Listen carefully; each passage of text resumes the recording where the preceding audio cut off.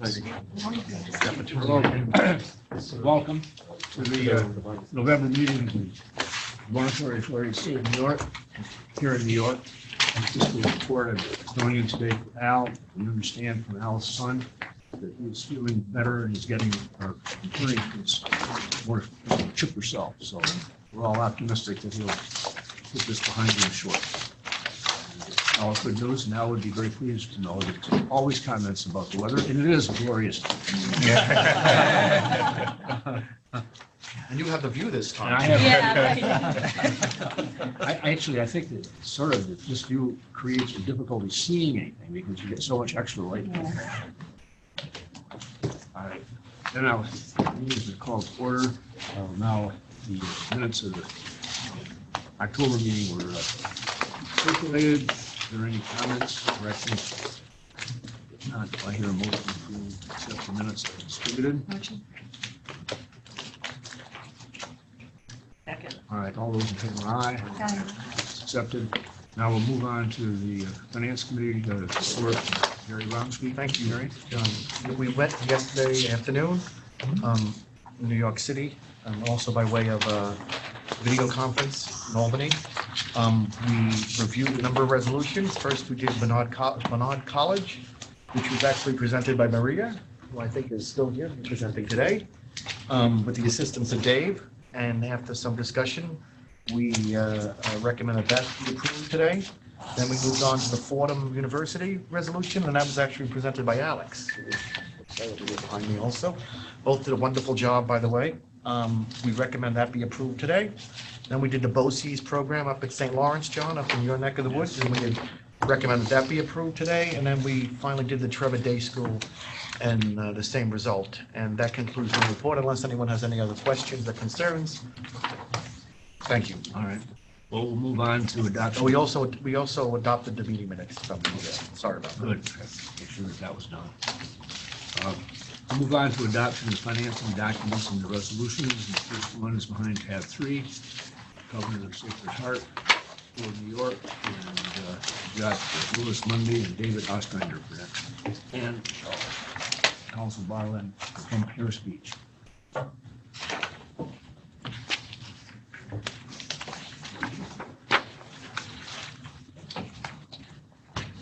Good morning. So the board members will recall that at the October meeting, we adopted a resolution to proceed for a refunding transaction on behalf of the Convent of the Sacred Heart School. As was described to the board at the time, the school had issued a request for proposals to potential purchasers, identifying 2 potential options that would allow the school to lock in fixed rate savings in the current market. The first option was a taxable to tax exempt transaction, and the second was forward delivery. The school has now received all the responses to the RFP and has selected a purchaser using the taxable to tax exempt refunding option. The school now anticipates issuing up to 25 million taxable fixed rate bonds through a private placement with SunTrust Bank or its affiliate to advance refund the Series 2011 bonds. Once those Series 2011 bonds are callable, the Series 2019 taxable bonds will be exchanged for Series 2021 tax exempt fixed rate bonds in an amount not to exceed 25 million to be purchased by SunTrust Bank. Both the rates for the taxable and the tax exempt financing will be set prior to closing. The bank will hold the bonds until final maturity, and security required by the bank for the proposed issuance is expected to include a pledge of revenues. Last week, we reported net present value savings to the board last month, but when incorporating the rates proposed by the bank, the net present value savings has increased to over 30% of the bonds secured. Mr. Chairman, unless there's any questions, I'll turn it over to Covenant Council. Any questions? Go ahead. Good morning. There is before you for consideration the adoption of a series resolution authorizing the issuance of Convent of Sacred Heart Revenue Bond Series 2019, principal amount not to exceed 25 million, as well as a second series resolution authorizing the issuance of tax-exempt Convent of Sacred Heart Revenue Bond Series 2021, also in an amount not to exceed 25 million. The two series resolutions would be adopted pursuant to the Convent of the Sacred Heart Revenue Bond Resolution, which the board adopted back on October 27, 2010.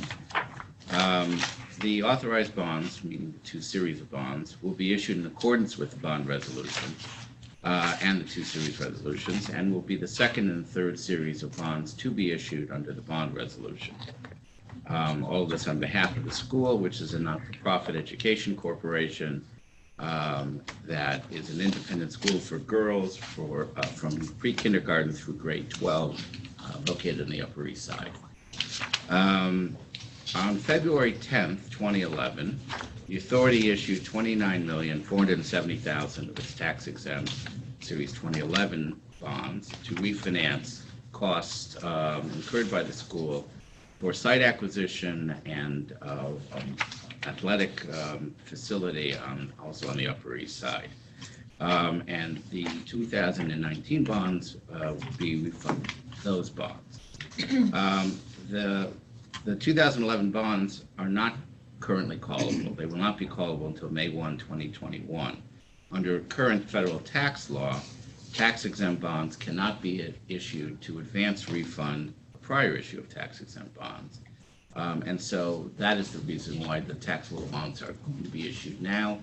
And as soon as the first call date for the 2011 bonds, which is on January 31st, 2021, those bonds would be called, they'll be defeased now at closing. They'll be redeemed on or about January 31, 2021, and just before they're redeemed, they will be exchanged for the tax-exempt 2021 bonds without any additional money passing hands. The same purchaser continues to be the purchaser, just exchanges the old bonds for the new bonds.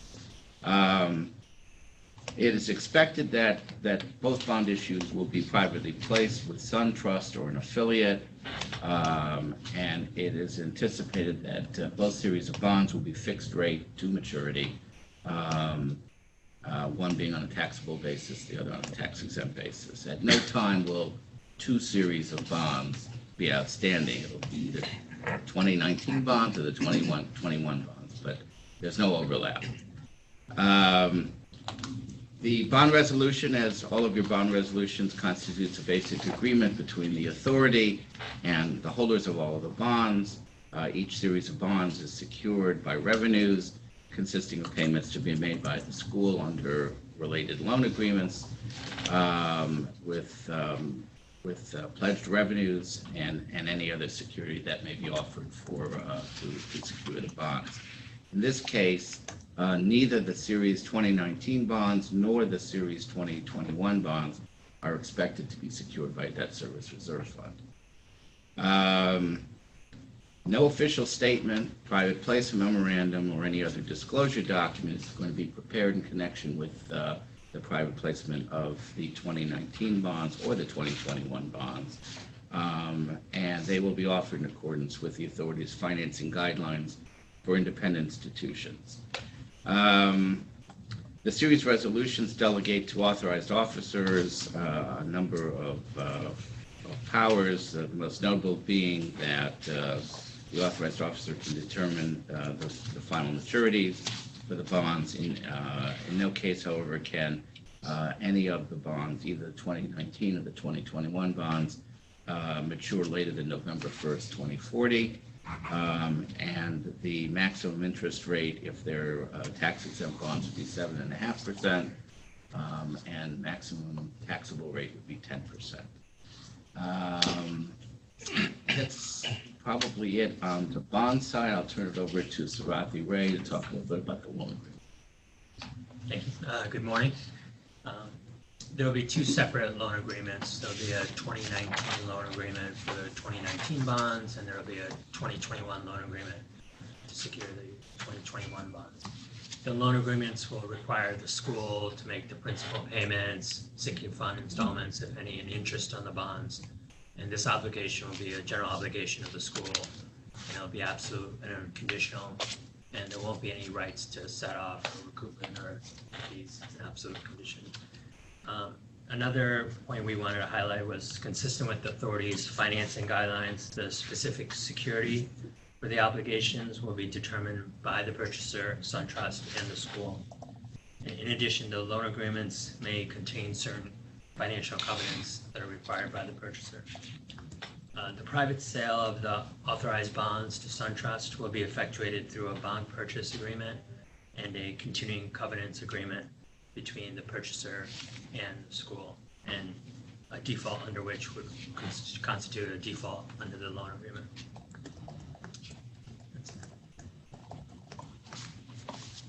Are there any questions? Hearing none, do I hear a motion to accept this bond resolution? I'll move. Second. All those in favor, aye. Opposed, carried. Thank you very much. Now move on to tab 3. Excuse me. Tab 4, Barnard College single approval transaction. Christopher Reitzel and Douglas Seaton and Maria, our intern, and David Ostrander presenting.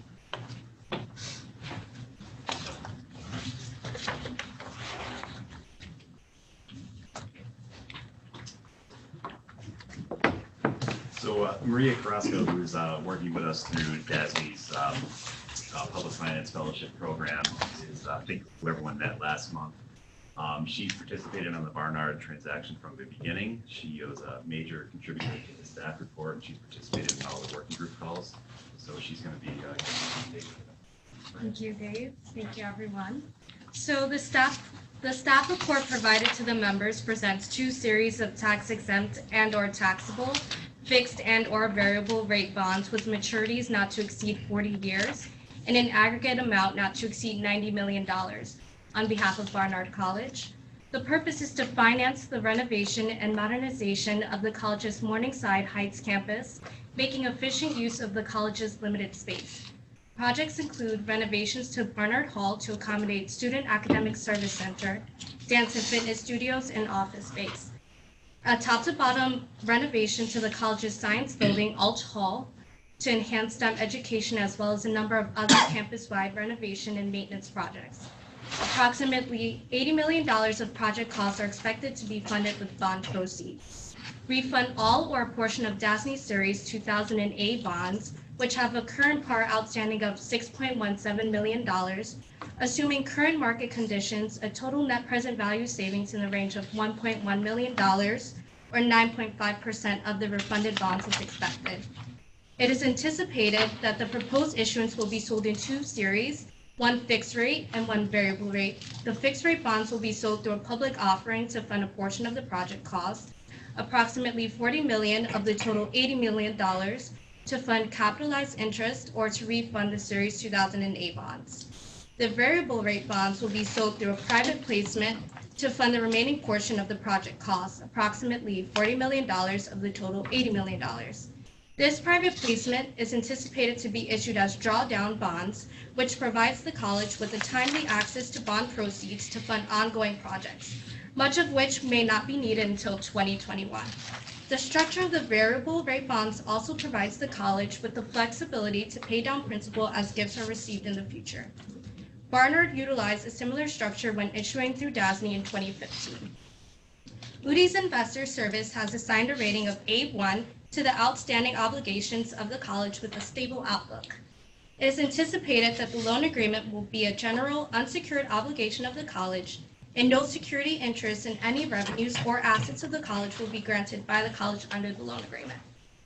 And then some financial highlights include applications have increased by approximately 40% over the last 5 years, from 5,676 in fall 2014 to 7,897 in fall 2018. Total enrollment for fall 2018 was 2,635 students, just above the 5-year average of 2,590. The college remains highly selective, accepting only 13.9% of applicants for fall 2018, a significant drop from 2014 at an acceptance of 23.8% of applicants. The college's financial resource base, as measured by expendable net assets, grew from $162 million in 2014 to $213.2 million in 2018. Net assets in 2018 totaled $515.3 million, increasing nearly 35% over 5 years. And then some additional information. The college's audited financial statements for fiscal year 2019 were released just prior to the mailing of the staff report and showed no significant changes in the university's overall financial position. Thank you. Any questions? Proceed. Before you for consideration is the adoption of 2 series resolutions authorizing individually and in the aggregate $90 million of the authority's Barnard College revenue bonds, Series 2020. The 2020 bonds are proposed to be issued under the authority's Barnard College revenue bond resolution that was adopted in March of 2015, and the 2 series resolutions before you today. The proceeds of the bonds are expected to be used to finance various campus-wide projects and to refund the Series 2007A bonds. In order to provide flexibility for the college with respect to structure and timing, you're being asked to authorize the issuance of 2 series of tax-exempt and/or taxable bonds, which may be issued at one or more times.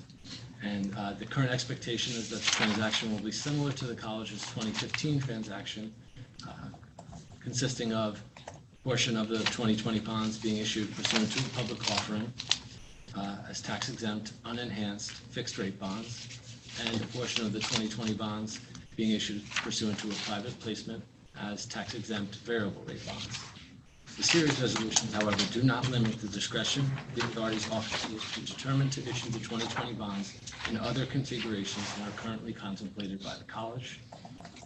Publicly offered bonds are proposed to be sold in a negotiated sale with RBC Capital Markets as the lead underwriter, and RBC Capital Markets is also expected to be serving as a placement agent on the private placement. As of yet, no private purchaser has been chosen. The general resolution provides for the issuance from time to time of multiple series of bonds, each series separately secured from each other except as otherwise provided in the applicable series resolutions. The bonds are special obligations of the authority, payable solely out of the revenues, which consist of payments made by the college under the loan agreement. Payment of the bonds is secured by the pledge and assignment made by the general resolution of the revenues and the monies and investments held in funds and accounts established by the general resolution and the series resolutions. The series resolutions delegate to various officers of the authority the power to make the determinations described in our letter and to do all things necessary or convenient in connection with the sale and the issuance of the bonds. Oh, I forgot. It was there. In accordance with the authority's guidelines, with respect to any privately placed bonds, the series resolutions also contain restrictions on ownership and transfer of the 2019 bonds, 2020 bonds to qualified institutional buyers. The authority and the college will execute a loan agreement in connection with each issuance of the 2020 bonds, which will require the college to make timely payment of debt service on the applicable 2020 bonds. The college's obligation to make payments on the loan agreement will be a general obligation. Consistent with the guidelines, any loan agreement will contain the appropriate standard documentation provisions and may include additional security provisions based on market conditions and practices. In anticipation, it is anticipated that any loan agreement will be an unsecured obligation of the college. The college will enter into an agreement to provide continuing disclosure, and I'll turn it back over to Chris. My apologies, just to correct something for the record that was in our board letter. Only the college will be executing the continuing disclosure agreement. I think we had the old language in that the authority would be a party. As I told Ricardo, extra embarrassed to have missed that one because we were part of the advocates for that transition. So my apologies, everyone. Are there any questions? And I was negligent to point out that John Gardner is attending this meeting through by telephone from Buffalo. John, do you have any questions? I do not. Actually, my question is, can you hear me? We just proved we can. Excellent. This thing is working extremely well. Good. All right. Given that, do I have a motion to adopt this resolution? Hearing all those in favor, aye. Aye. Any opposed, carried. Thank you.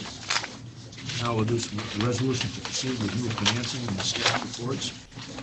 At 5, we have our other intern, Alex, and David Oxner to present the Fordham University.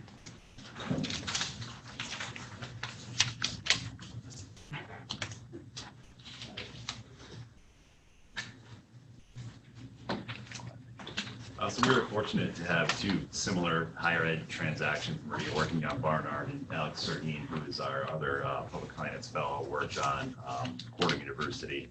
And again, Alex has participated at the beginning, was a major contributor to the staff report that was provided to the board, and has been a participant in all the work we've called. So I'll turn it over to Alex to do the presentation.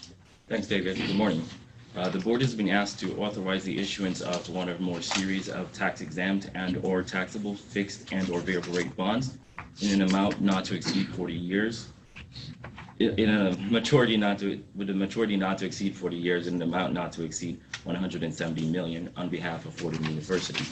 Proceeds from the Series 2019 bonds are expected to be used to finance a portion of the cost associated with the improvements to the McGinley Student Center located on the Rose Hill campus in the Bronx. Projects at the McGinley Center include the construction of an approximately 71,000 square foot 3-level addition to the existing campus center, the renovation and improvement of the existing space, the acquisition and installation of furniture and equipment. The projects will update and expand student life offerings to the campus community, including new dining areas, a bookstore, a ballroom and meeting facilities, lounges, administrative offices, organization spaces, and fitness areas. The proposed financing structure is expected to be issued as tax-exempt fixed-rate bonds. A security, Fordham is currently rated A2 by Moody's and A by Standard & Poor's in accordance with DASNY's financing guidelines for independent institutions. Fordham qualifies for an unsecured borrowing with a rating of A3, A-, or better. As such, the loan agreement for the Series 2019 bonds will be a general unsecured obligation of the university, and no security interest in any revenues or assets of the university will be granted to DASNY under the loan agreement.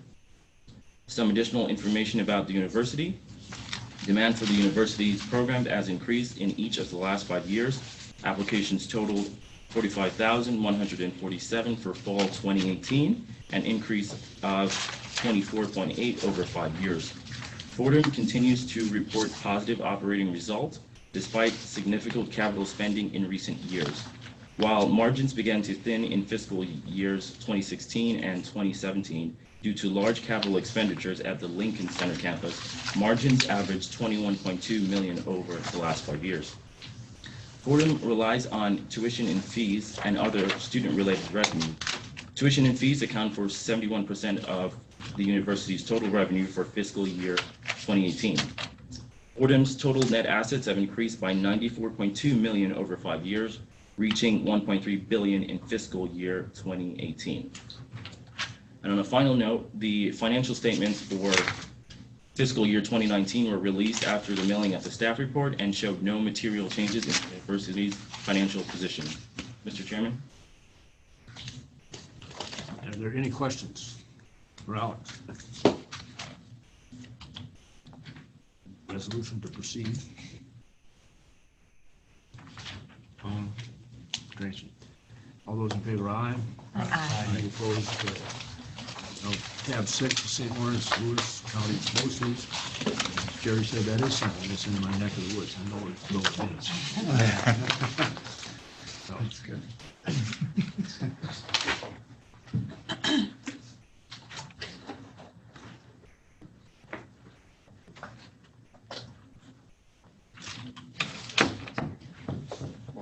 Morning, Steve. Steve?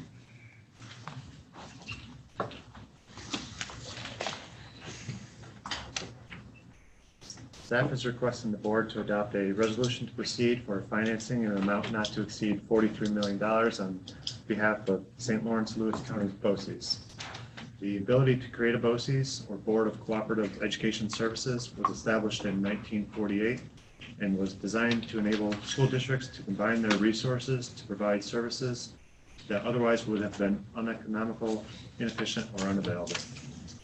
St. Lawrence Lewis County BOCES was established in 1970 to provide shared services to 18 component school districts in St. Lawrence and Lewis counties, and that together serve approximately 20,000 students. The component districts cover over 2,500 square miles, and BOCES administration offices are located in the village of Canton. DASNY has issued 3 series of bonds on behalf of St. Lawrence Lewis County BOCES. As of September 30th, 2019, approximately 2.3 million of Series 2011 bonds and approximately 2.6 million of Series 2015 bonds remain outstanding.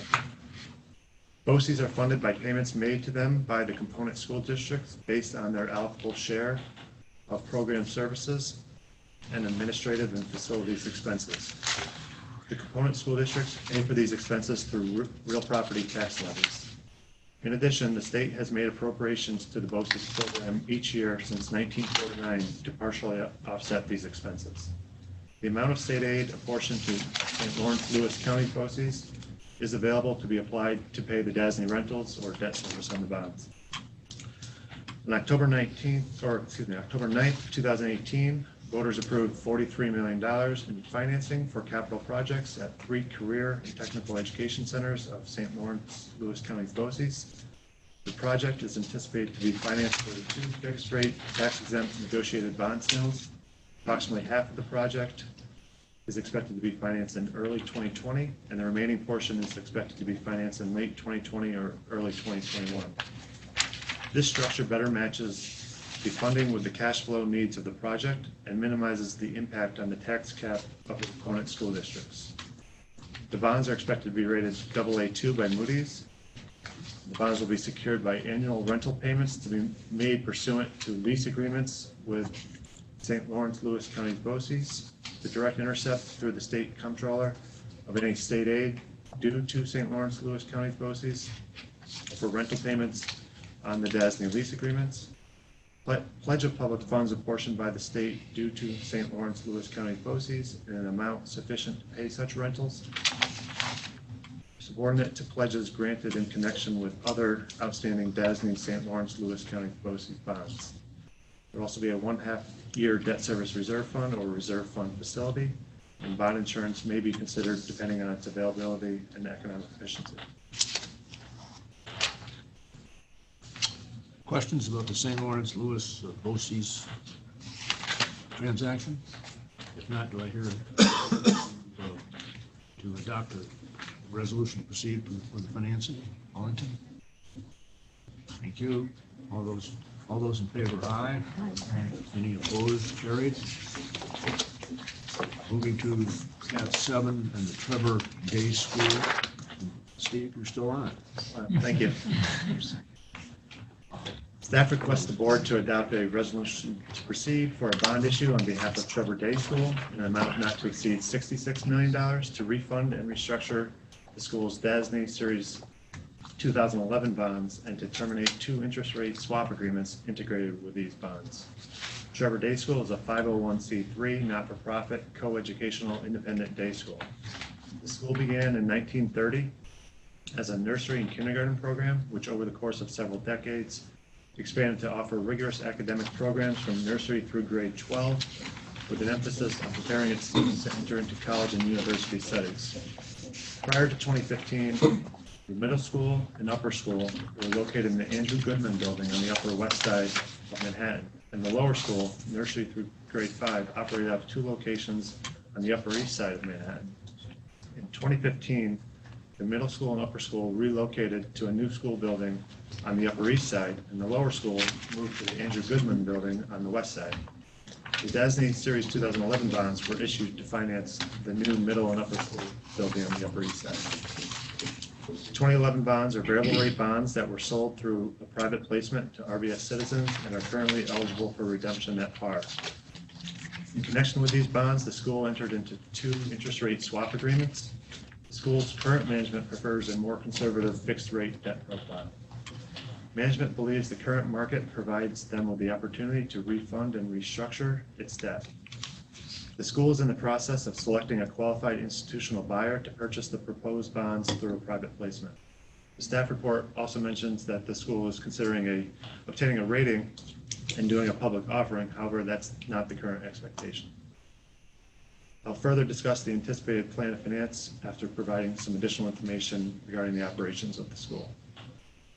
Net tuition and fees account for approximately 93% of total operating revenues. So clearly the school is tuition dependent and therefore must manage its enrollment and expenses well to meet its operating targets. Overall, enrollment decreased from 818 students in the fall of 2015 to 783 students in the fall of 2018. This decline is primarily due to a decrease in the lower school enrollment from 331 students in 2014 to 254 students in 2018. Management attributes the decline to the disruption caused by the relocation of the lower school in 2015 and the discontinuation of the nursery program in 2014. By bringing back the school nursery in 2017 and other recruitment initiatives, management says enrollment has stabilized and is on track for annual improvements. The nursery program is a feeder program for the kindergarten class, which is a key entry point for the lower school. Kindergarten enrollment is currently 38 students, up from 24 students in 2017-2018. With larger kindergarten classes, the lower school enrollment is expected to return to historical levels as the students flow into the higher grades. Upper school enrollment increased from 269 students in 2014 to 337 students in 2018, partially offsetting the decline in the lower grade levels. TDS had its largest graduating class ever last year with 87 students. Overall, the school receives approximately 1,000 applications a year. Selectivity has been in the low to mid 30% range, and yield has averaged approximately 30% over the past 5 years. Tuition has increased from approximately $42,000 per student in 2014 to approximately $51,000 in 2018, and the tuition discount rate has averaged 15% over this time period. The school's net tuition per student has increased each year from approximately $34,000 in 2014 to approximately $41,000 in 2018. Management is able to adjust its operating expenses based on fluctuations in enrollment to meet its margin targets. Excess operating revenue over operating expenses has been in excess of $4.2 million in each of the past 3 years. And debt service coverage has been approximately 1.5 times in each of these years. School's total assets have been relatively flat over the past 5 years, averaging approximately $178 million. Cash and investments have averaged approximately $42 million over this time period. Net assets have increased by 32% over the last 5 years, from $72.5 million in 2014 to $95.5 million in 2018. The school's expendable resources to debt ratio was 0.21 in 2018, and total cash and investments to debt was 0.66 in 2018. Management is focused on improving these liquidity measures, in part by restructuring its debt. So subject to review by tax counsel, the school plans to structure the proposed bonds with principal being repaid over approximately 27 years with interest-only period of approximately 3 years.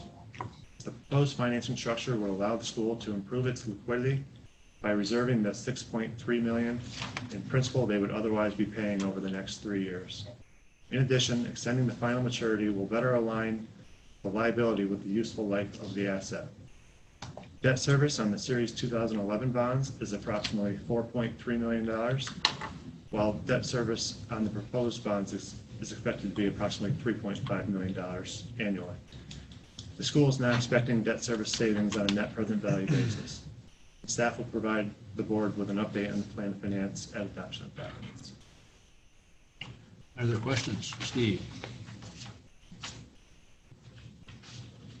Hearing none, do I have a motion? I just have Yes. a quick disclosure. Both of my kids went to Trevor Day School, and I served on the board, including during the period immediately before the deliberation of the prior bond offering.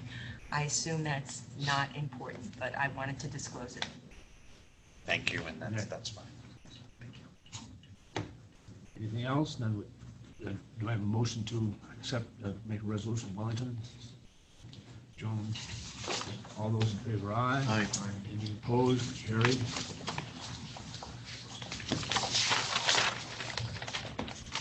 Now we will move to the audit committee. Jonathan, you're on. Okay, can you hear me? Yes. Okay. The audit committee met yesterday. We had an update on our procurement process for our outside auditor. However, we took no action on that. In addition, we had a report on the audit plan, and we considered and approved some revisions to the audit plan. Otherwise, I think that concludes my report. Any questions for John? Very good. We move on. Executive, we got to go to an executive session now. I have a motion to go into executive session to discuss the financial and credit history of particular corporations, proposed, pending, or current litigation, employment history of particular persons, or matters leading to the employment, promotion, demotion, discipline, suspension, or removal of particular persons. Okay, all those in favor? Aye. And we're in executive session. All right, we're coming out of executive session where we took no action other than to leave executive session. We're going to move on to the governance committee report. We, as chair of the governance committee, we met yesterday. We did adopt the minutes from the previous meeting. We had a discussion on performance measurements, which Mike will take us through quickly for a resolution. We recommend adoption of the performance measurements. So Mike. Thank you, Mr. Chairman.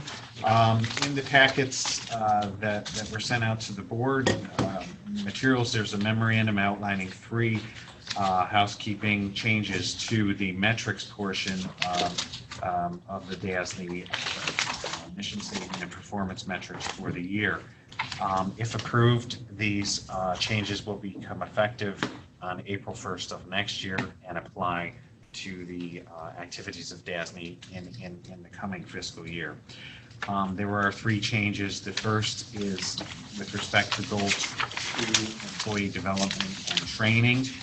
The recommendation is that board member training be deleted as a measurement of the goal for 2 reasons. That the first off, the board members are not technically employees of DASNY, and second, that the amount of training attributable to board members is incidental compared to the whole number as per the statistics we provided in the memorandum. The second change relates to goal 3, the sustainability metric. The metric that's currently stated is very focused on LEED standards for sustainability. The field of sustainability is much more than LEED, and staff is recommending changes to the performance metrics that allow us to track and report on all of our efforts in sustainability, not just those that are LEED specific. The third change is to goal 3, the new program metric. And the intent of the change here is to shift from what staff believes is a subjective measurement that includes both programs that ultimately are implemented or adopted and programs that are in the pipeline or don't reach fruition, to an objective standard that is focused upon the outcome of support efforts and will report the number and nature of new or expanded programs that were enacted or authorized in each year for DASNY's existing or new clients. That concludes the report. There is a resolution that's in the board book at the end of the materials. Board's pleasure on the resolution. Are there any questions about this resolution? I hear a motion in favor of and recommending it. Joan, Thank you. All those in favor, aye. Opposed, carried. Also, the committee did have an extensive conversation about the overall procurement guidelines, and we had a very solid presentation by the staff. Monica produced an excellent report that showed the tremendous amount of effort that's gone on behalf of these changes in the General Counsel's office. We discussed them, we will advance them for the action at the next board meeting, and you will receive a summary of those changes, and then read the summary if you want to know more. There's plenty of people who can fill you in on the excruciating detail of what we have to do because of various and sundry new proposals that come down, implementation. For that, I will now, any other questions on the governance committee? No. None. We will move to the report of the president. Paul. Thank you, Mr. Chair. Behind tab 10 is the president's report. My report stands. I would just like to highlight one item from it, the first bullet regarding the READY project funding. This was a $300 million grant program announced by the governor to help support the Lake Ontario region. DASNY has been a very active participant through its grant administration processes. We've had staff participate in regional meetings and help establish the protocols for processing these grants. This is a very high priority project. A lot of people came together very quickly to get this moving, and it's going to have a great impact on the Lake Ontario region. So I really just wanted to highlight that and just note that what a great job our staff has done trying to get this executed on behalf of the government. As someone who lives on the shore of Lake Ontario and the St. Lawrence River, this has been an extraordinary effort. There is just one cautionary note to the authority on this, in that because of the high water for the last 3 years there are no real marine contractors left to do any work. And all the ones that meet standards are booked for at least 18 months and solid work. And so it's going to be a challenge to spend, at least on the in the Jefferson County area, the $60 million. So it's going to require some extra thought on the part of the authority, I think, to make sure that there's the opportunities there for people to get the work done, because it is essential, because the water's not going to go down. Thank you, Mr. Chair. That concludes my report. Okay. Portia. Thank you, Mr. Chairman. Behind tab 11 are the standard public finance reports. Since the last board meeting, we priced and closed RIT, private placement, MSK transaction, and the PIT refunding of the HFA bonds. Brief market update. Total new issue supply is about $348 billion year to date. That's about 16% higher than the supply level seen at this time last year. Total supply for this week, holiday shortened week, is expected to be heavy at about $11.4 billion. U.S. Treasury strengthened as the 10-year and 30-year Treasury rates decreased by 2 and 4 basis points respectively from the previous day. Top-rated municipals were unchanged from the previous day, with 10 and 30-year MMDs remaining at 1.6% and 2.22% respectively. As I reported at past meetings, municipal bond funds have reported inflows. I continue to report inflows. They did for the week ending November 6th, and this marks the 44th consecutive week of inflows into the municipal bond funds. 10 and 30-year MMD have increased by 19 and 21 basis points respectively since the October board meeting. The 1-year MMD remains the same at 1.12%. Having said that, rates still really are very, very low.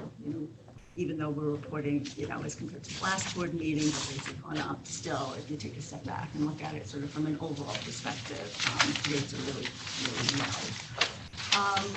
Just a couple of other things in the handouts. There's a single approval pipeline report. We expect to bring Columbia University forward for single approval next month in December. And just lastly, we continue our One DASNY implementation efforts. We'll keep you posted as we meet with our clients and financing partners. And as you know, we are in the process of concluding our underwriter RFP process. Thank you, Mr. Chairman. You. Construction report. Steve? Thank you. Behind tab 12 are the three standard construction division board reports. On the cover of the construction projects report are photos of the Vic Van Dyke Addiction Treatment Center Phase 4 renovation project. The scope included abatement and demolition of existing conditions associated with the construction of a new 3-story, 3,000 square foot addition. The project also included a new elevator, new roofing, upgrades to the existing loading dock, interior upgrades, including renovations to the nurses' station, reception area, shower and laundry rooms, as well as the installation of a ceiling-mounted air conditioning system, new fire alarm system, new sprinkler system, electrical system, and finishes and miscellaneous site work. The project budget was $4.5 million. Design started in March of 13, concluded in December of 16. Design consultant was Pathfinders, Engineers, and Architects. Construction started in October of 17, concluded in August of 19, and the GC was SPOS. The major challenges on the project were the fact that the project needed to be phased to allow construction to progress in this fully occupied facility. A lot of shifting around of public space and bedroom space, but the design goals of building egress via a new main entry and elevator, life safety and new fire alarm systems and sprinkler systems, and conditioned air were all achieved. On page 3 of the construction projects report, 9 new projects have been added for a total of $103.8 million. 8 of the 9 are from CUNY. They include elevator modernization at Baruch, chiller plant upgrade at Brooklyn, local law 11 work across the University campuses, chimney renovation at Lehman, HVAC project at Hunter, athletic facility upgrade at Queens, police project at York, and interiors project at York, and then a large project at SUNY Albany, the renovation of 2 new low-rise dormitories and the addition of a fitness center for $34.7 million. So a number of new projects coming our way. On page 10 of the construction projects report are the construction expenditures. Current year to date is $387 million. Prior year to date was $321 million, so that's an increase of $66 million. Some quick program and project updates. South Beach Psych Center. Our next executive meeting on site is scheduled for tomorrow. The project's substantial completion date is moved from October 4th to December 31st. Manpower continues across all trades at a 300 to 350 level and above 150 on weekends. Finish work, commissioning, punch list work, efficiencies, and site work continues. Inspections are being scheduled for fire, life safety, and general building requirements. And OMH is planning for a late December, early January occupancy, given the current construction timeframes for substantial completion. At SUNY, on the SUNY front, we have 5 capital projects that currently are ongoing. At Alfred, Mackenzie Hall Phase 2B is currently under construction, and we're looking for a TAO in December for spring semester occupancy. At Plattsburgh, Kent Hall is progressing well toward an August 2020 completion. I visited that project on October 29th, and it was moving quite well. At UAlbany, the Wellness Center is scheduled to complete late this month or early December in time for spring semester opening. Huntington Hall at Oneonta, a large rehab project, is progressing well. I was there on October 22nd for a site visit, and our general contractor is moving that along. Should be completed in time for fall 2020 occupancy. And SUNY Poly, this is a new build, hillside hall. They're working to enclose that building by the end of December to allow for interior work to progress through the winter. I was there on October 30th, very large manpower count and moving well at this point. There's 2 new starts at SUNY Oswego. There's a 500-bed Fennell Hall will be taken offline in December.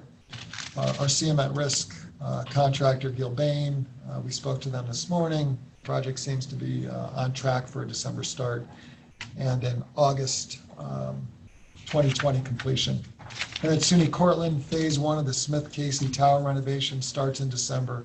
LaChase is our CM at risk there, and that project too seems to be on track to kick off in December. There's a large number of SUNY 2020 summer projects that are completing design now and heading to bid.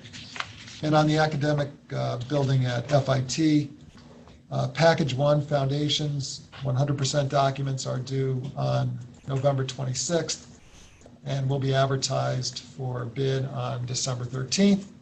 Package 2, which is the balance of the building, the 100% documents are due December 13th, and we'll advertise that for bid in January. Moynihan Station in Javits, just quickly, Moynihan Station construction continues. There's a heavy manpower count there as well. DASNY continues our role as permitting agency. We're continuing our inspections and daily monitoring of the site. We're turning over space to the USPS and Amtrak. They'll be doing their own construction and permitting within our space. We're also getting ready to start some Long Island Railroad construction work in December. And we've put an agreement in place to permit space as tenants are brought on board, that tenants fit out space. And at Javits, the expansion continues and the transformer building inspections continue. DASNY's biweekly inspections are continuing. And like Moynihan, there's a very heavy presence of manpower there. Just 2 side notes.